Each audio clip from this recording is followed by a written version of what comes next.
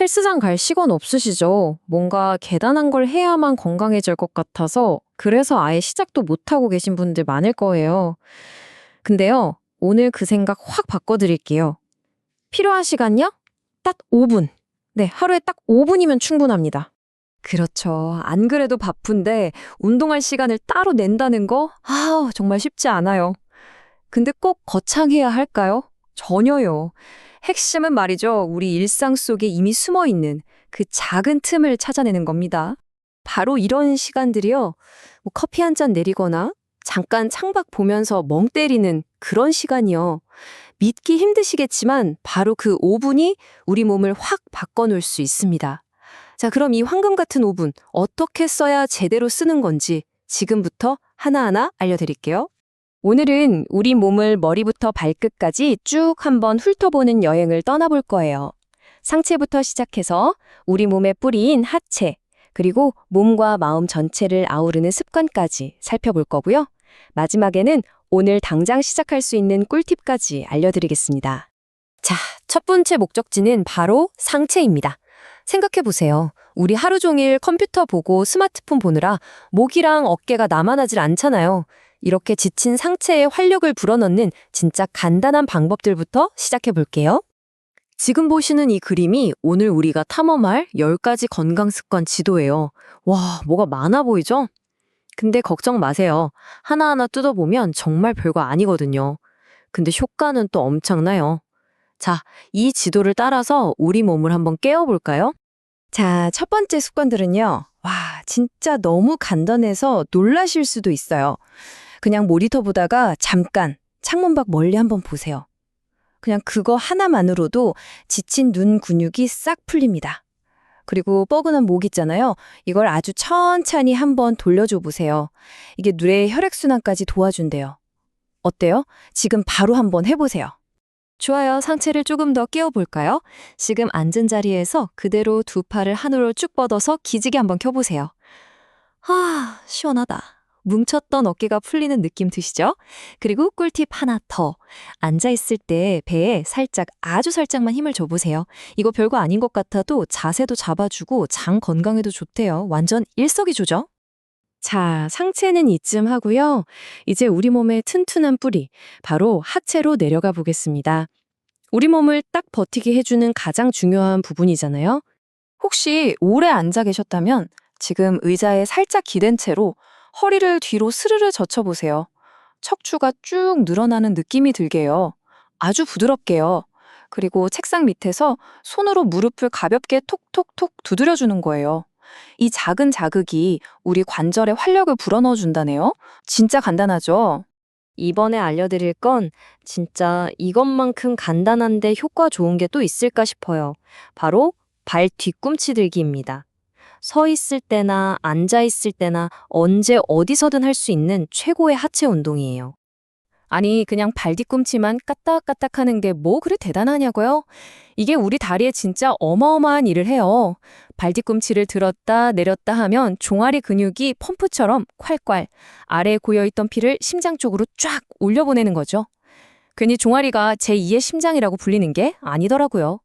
자, 이제 상체, 하체, 부분적인 걸 넘어서요. 몸 전체, 그리고 우리 마음까지 함께 챙기는 습관으로 넘어가 볼게요. 몸이랑 마음은 절대 따로가 아니거든요.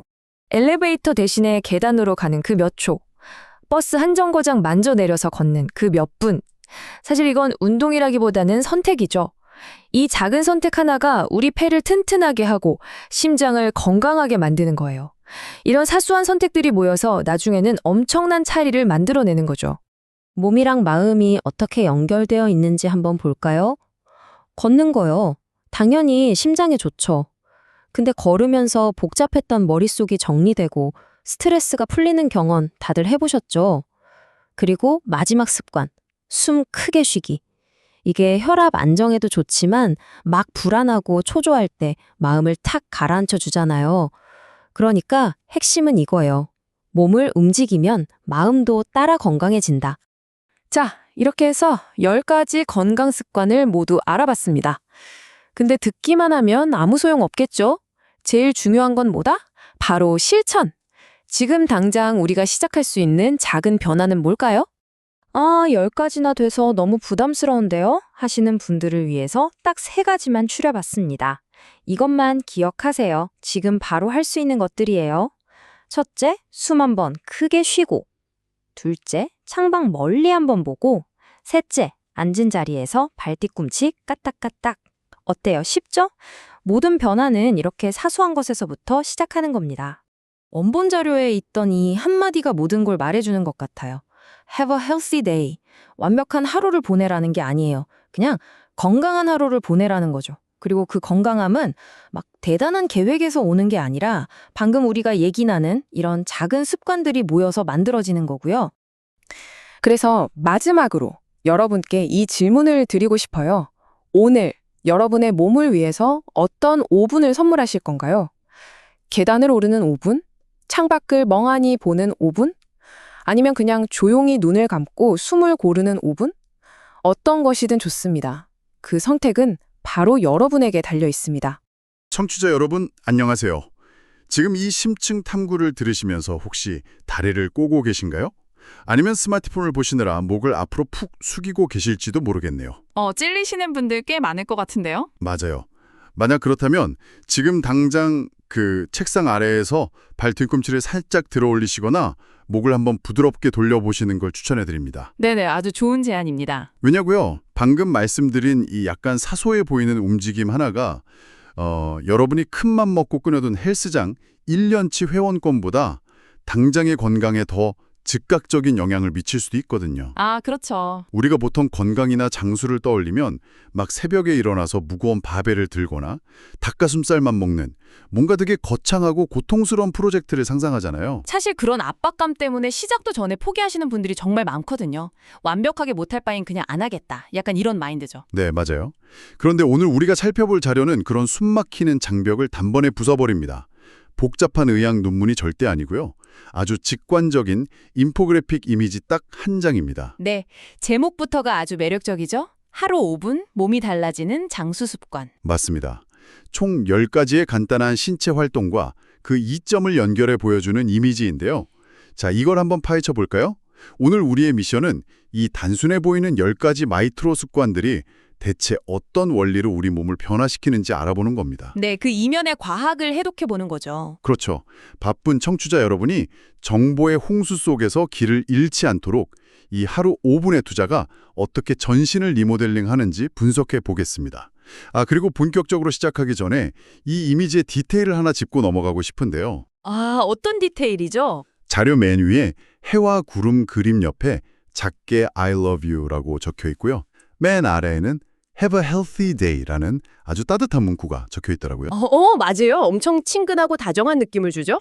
네, 이 따뜻한 분위기를 기억하시면서 본격적으로 들어가 보겠습니다. 우리 몸을 하나의 기계라고 본다면 가장 먼저 엔진을 켜고 연료를 공급하는 기초 작업부터 살펴봐야겠죠? 호흡과 심혈관 시스템, 즉 몸의 쌍발 엔진에 대한 이야기군요. 맞습니다. 자료를 보면 1번 항목에 계단을 올라라, 이게 폐에 좋다고 되어 있고요. 3번, 많이 걸어라 라는 심장에 좋다고 나와 있습니다. 아주 고전적이지만 가장 확실한 엔진 가동법이죠. 심장과 폐는 완벽하게 연동되어 돌아가는 시스템이거든요. 그러니까 걷기와 계단 오르기가 각각 심장과 폐에 좋다는 건 직관적으로 딱 이해가 가요. 걷기가 심장에 좋은 건 다리 근육이 펌프 역할을 해줘서 그런 거죠? 네, 맞습니다. 걸을 때 다리의 큰 근육들이 수축과 이완을 반복하는데 이게 일종의 보조 펌프가 돼서 혈액이 심장으로 잘 돌아가게 돕는 거죠.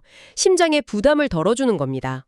그러면 계단 오르기가 폐에 좋은 건 왜 그런가요? 평지를 걷는 것과 다르게 계단은 중력을 정면으로 거스르잖아요. 그래서 우리 몸이 평소보다 훨씬 더 많은 산소를 급격하게 요구하게 됩니다. 숨이 헉헉 차게 되니까요. 그렇죠. 그때 폐 속의 수많은 공기주머니인 폐포들이 한계치까지 부풀어 오르면서 팽창과 수축을 강제당하는데 이게 폐활량을 늘리는 직접적인 물리치료가 되는 겁니다. 걷기가 심장 펌프를 돕고 계단이 산소 탱크를 늘려준다. 아주 명확하네요. 그런데 여기서 제가 약간 의문이 드는 항목이 하나 있습니다. 엔진 파트에서 10번 항목을 보면 숨 크게 쉬어라 라고 되어 있거든요. 네네. 근데 이게 폐에 좋다고 연결된 게 아니라 마음에 좋다고 적혀 있어요. 계단을 오르고 걷는 게 자동차 엔진을 힘차게 돌리는 거라면 숨을 크게 쉬는 건 폐가 아니라 왜 마음에 작용하는 걸까요? 약간 과열된 계기판을 식혀주는 쿨링 시스템 같은 건가요? 오, 쿨링 시스템. 아주 정확한 비유입니다. 이걸 더 큰 그림과 연결해 보면 이 자료를 만든 사람의 놀라운 통찰력을 알 수 있는데요. 통찰력이요? 네, 생물학적으로 호흡은 정말 특이한 위치에 있어요. 우리가 심장 박동이나 소화액 분비를 생각만으로 멈출 수 있나요? 절대 안 되죠. 자율신경계 영역이니까요. 맞습니다. 그런데 호흡은 유일하게 무의식적으로 일어나면서도 우리가 원할 때 수동으로 조절할 수 있는 생리작용이거든요. 아, 숨을 참거나 깊게 쉴 수 있으니까. 그렇죠. 즉, 자율신경계 시스템에 우리가 의식적으로 명령을 내릴 수 있는 유일한 스위치인 셈입니다. 와, 신경계 스위치요? 그럼 숨을 크게 쉬는 게 어떻게 마음을 편하게 하는 건가요? 크고 깊게 숨을 들이마시면 횡격막이 아래로 쑥 내려갑니다. 이때 횡격막이 복부 주변에 있는 미주신경이라는 아주 중요한 신경 다발을 물리적으로 자극해요. 미주신경이요? 그게 마음이랑 연결되어 있나요? 네, 이 미주신경이 뇌의 편도체, 그러니까 공포와 스트레스를 관장하는 알람 센터로 곧장 연결되어 있거든요. 깊은 호흡으로 이 신경이 당겨지면 뇌로 신호가 갑니다. 어떤 신호가 가죠? 지금 호흡이 아주 평온하다. 즉, 우리는 맹수에게 쫓기지 않는 안전한 상태다. 라는 신호죠. 그러면 뇌는 즉시 부교감 신경을 켜서 스트레스 호르몬을 차단하고 심박수를 늦춥니다. 대박. 그러니까 폐에 공기를 채우는 물리적인 행위가 사실은 뇌의 스트레스 경보를 꺼버리는 해킹 코드였네요. 바로 그겁니다. 신체적 움직임이 동력을 만든다면 의식적인 큰 호흡은 보이지 않는 내면을 조절하는 거죠. 진짜 놀랍네요. 자, 이렇게 몸의 엔진을 가동하고 마음을 안정시켰으니 이제 몸의 중심을 지탱하는 기둥과 그 통로로 시선을 옮겨보겠습니다. 네, 코어와 신경통로 파트네요. 자료를 보면 8번 허리를 천천히 젖혀라는 척추에 좋고 2번 배에 힘을 줘라는 장에 좋고 5번 목을 자주 돌려라는 뇌에 좋다고 나와 있습니다. 네, 중심축을 다루는 세 가지 동작이죠. 여기서 제가 너무 흥미로웠던 게 2번이에요. 배에 힘을 주는 게 복근이 아니라 장에 좋다고 하잖아요. 네네. 제가 이걸 생각해보니까 이건 마치 그 치약 튜브라 막히지 않게 겉에서 부드럽게 압력을 줘서 안의 내용물이 잘 움직이게 돕는 보이지 않는 코르셋을 입는 거랑 비슷하지 않나 싶더라고요. 와, 치약 튜브 비유 진짜 완벽합니다. 여기서 흥미로운 부분은 바로 복압의 원리거든요. 아, 복강내 압력이요. 맞아요. 배에 힘을 준다는 건 단순히 겉에 있는 식스팩을 딱딱하게 만드는 게 아닙니다. 배 안의 공간 자체를 좁혀서 내부 압력을 높이는 거죠. 네네. 현대인들은 오래 앉아있다 보니 장이 스스로 움직이는 연동운동 능력이 엄청 떨어져 있거든요. 이때 주기적으로 배에 힘을 줘서 복압을 높이면 그 압력이 장벽을 직접 쥐어짜고 마사지해주는 효과가 납니다. 겉에서 근육을 조여서 속의 내장을 운동시키는 거군요. 완전 천연 소화제네요. 그렇죠. 그런데 전문가님, 5번 항목은 약간 의문이에요. 목을 자주 돌려라가 뇌에 좋다고 하는데 솔직히 목 돌리면 그냥 승모근 시원해지는 거 아닌가요? 이게 왜 두개골 안쪽에 있는 뇌에 좋다는 거죠? 이건 우리 인체의 병목 현상을 생각하셔야 합니다. 심장에서 나온 피가 뇌까지 어떻게 갈까요? 목을 통해서 가겠죠. 맞습니다. 몸통과 머리를 잇는 유일한 통로가 바로 목이에요. 이 좁은 기둥 안에 뇌로 가는 메인 고속도로인 경동맥이랑 수많은 신경이 빽빽하게 지나갑니다. 아, 듣고 보니 그렇네요. 그런데 스마트폰 본다고 거북목을 하고 있으면 주변 근력이 굳으면서 이 혈관과 신경을 물리적으로 짓누르게 되거든요. 헐, 고속도로에 사고 나서 꽉 막히는 거랑 똑같네요. 네. 뇌는 산소를 가장 많이 쓰는 기관인데 연료 공급선이 막히니까 머리가 아프고 멍해지는 거죠. 그래서 목을 자주 돌려라는 건 단순한 스트레칭이 아니라 뇌로 가는 메인 파이프라인 밸브를 열어주는 생존 작업인 겁니다. 와, 목이 뇌로 가는 유일한 생명선이었다니. 그럼 허리를 천천히 젖히라는 것도 척추라는 중심 기둥을 바로 세워서 신경이 짓눌리지 않게 정렬하는 거겠네요. 정확합니다. 배를 조여서 내장을 깨우고 척추를 젖혀 기둥을 세우고 목을 돌려 뇌의 통로를 뚫는 거대한 중심축 정비죠. 대단합니다. 자, 중심축이 아주 튼튼해졌으니 이제 몸의 끝부분, 말단과 관절로 뻗어나갈 차례입니다. 네, 사지와 관절의 미세 조정 파트군요. 자료에 보면 6번, 팔을 위로 뻗어라, 어깨, 7번, 무릎을 톡톡 자극하라, 관절에, 9번, 발 뒤꿈치를 들어라, 다리 혈관에 좋다고 되어 있습니다. 여기서 정말 흥미로운 점은 7번 무릎을 톡톡 자극하라는 표현의 디테일이에요. 어떤 디테일이 눈에 띄셨나요? 스쿼트처럼 무거운 걸 드는 게 아니라 그냥 톡톡 친다는 거잖아요. 이건 약간 잠든 관절한테 이제 일어날 시간이야 하고 정중하게 노크해서 깨우는 것 같지 않나요?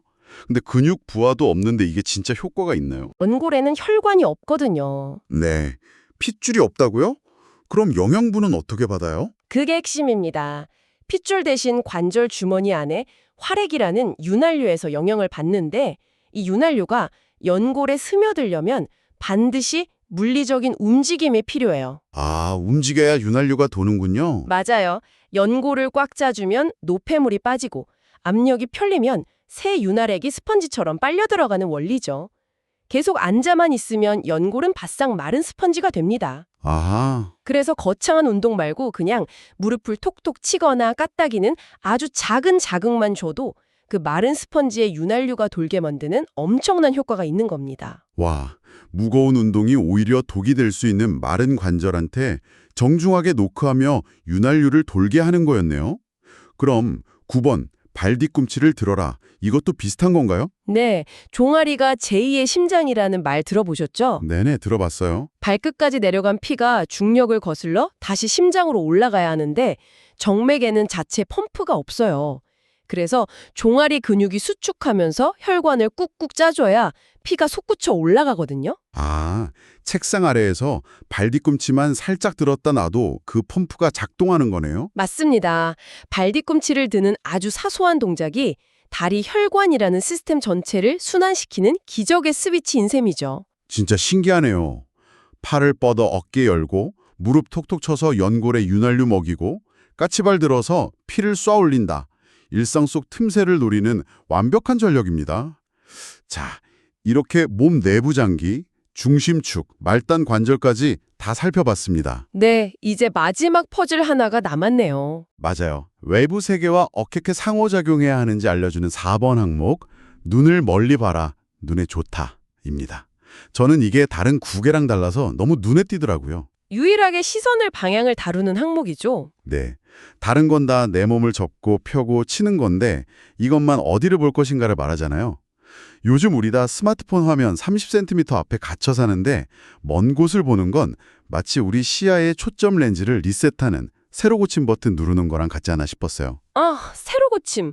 정말 과학적인 비유입니다. 눈 안에는 초점을 맞추는 모양체 근육이라는 게 있어요. 네네. 스마트폰을 볼 때 이 근육은 잔뜩 수축해서 긴장하고 있거든요. 먼 곳을 봐야만 이 근육이 이완되면서 쉴 수 있죠. 그런데 이걸 진화론적으로 보면 더 거대한 의미가 있습니다. 진화론이요? 시력이랑 무슨 상관이죠? 원시 시대를 생각해 보세요. 시야를 좁게 집중할 때가 언제일까요?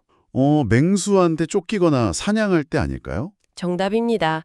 시야가 좁아진다는 건 뇌의 교감신경을 켜서 생존 모드로 들어갔다는 뜻이에요. 반대로 지평선을 넓게 볼 때는 포식자 위협이 없는 안전한 상태일 때고요. 그러면 시선을 넓게 확장하는 게 내 몸에 여긴 안전해 라는 신호를 보내는 거군요. 맞습니다. 하루 종일 좁은 모니터만 보는 현대인들은 뇌에 끊임없이 지금은 위기 상황이다 라고 스트레스 신호를 보내는 거예요. 그래서 하루 5분 창밖을 멀리 보는 게 굳은 눈 근육을 푸는 동시에 뇌의 긴장 스위치를 끄는 엄청난 행위인 겁니다. 와, 소름 돋네요. 그럼 이게 다 무슨 의미일까요? 오늘 우리가 살펴본 10가지 장수 습관, 이게 헬스장에서 땀 흘리라는 거창한 요구가 아니잖아요. 네, 절대 아니죠. 계단, 호흡, 시선, 발 뒤꿈치. 일상에서 단 5분만 투자해서 내 몸 구석구석을 정렬하는 마이크로 습관들의 집합이었네요. 이 모든 습관의 가장 큰 장점은 지금 이 방송을 듣고 계신 여러분이 당장 의자에 앉아서 배에 힘을 주거나 고개를 돌릴 수 있다는 겁니다. 맞아요. 지금 당장 적용해 보셔야 합니다. 네, 꼭 해보시길 바랍니다. 자, 이제 마무리를 하면서 제가 처음에 말씀드렸던 이미지의 처음과 끝으로 다시 돌아가 보고 싶어요. 아, 그 영어 문구 말씀하시는 거죠? 네, 이 신체적 습관 안내서가 I love you로 시작해서 Have a healthy day로 끝난다는 사실이요. 조mon가님, 저는 이걸 보면서 이런 생각이 들더라고요. 어떤 생각이요? 건강과 장수라는 게 내 몸을 고장나지 않게 수리하는 기계적인 과정이 아니라 내가 사랑하는 사람을 조심스럽게 돌보듯이 매일 내 몸에게 보내는 사랑의 메시지가 아닐까 하는 생각이요. 아, 정말 멋진 해석이네요.